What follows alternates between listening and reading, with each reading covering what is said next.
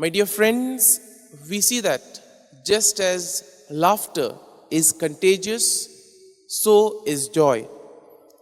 And therefore, in today's world, we see whenever something good happens to us, maybe something small, sometimes even something insignificant, we all want to share that joy with others.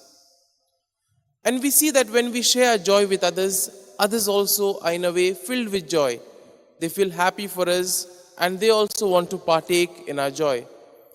And this is exactly what we see in the readings of today, particularly in the gospel passage.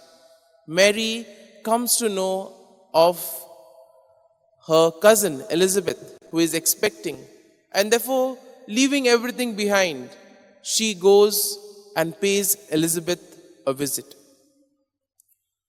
My dear friends, we see that Mary shares her joy with Elizabeth, and therefore the presence of Christ within Mary immediately creates an effect.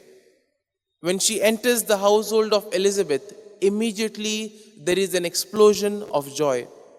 We see that John the Baptist, who is in the womb of Elizabeth, immediately recognizes the presence of the Lord in their midst and leaps for joy. And therefore, my dear friends, we are all called to be joyful Christians, to share the joy of Christ that is there within us to those around us. There is a story that happened in one of the missions in Africa. So there was this missionary who was there preaching the word of God and helping the people. And one day, she gave a small gift to a small boy who was playing around. The boy was filled with joy.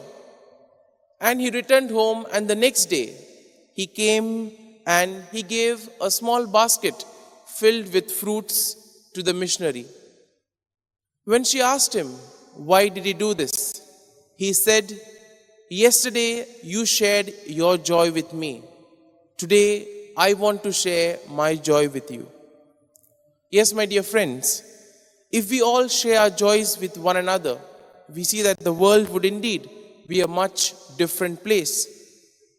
But we see that the logic of the world is completely different to what is there of the kingdom of God. In today's world, we see there's more focus on the externals, that is the powerful, the dominant. But as we see in today's gospel passage, person who is chosen to be the mother of the Son of God is not a very influential person, is not a very famous person, but somebody who is humble, who is simple. And therefore, my dear friends, we see that God chooses the humble and the most simple, because God sees not only the externals, but He sees within. And He found within Mary a pure virgin, a pure soul who could indeed be the mother of the Son of God.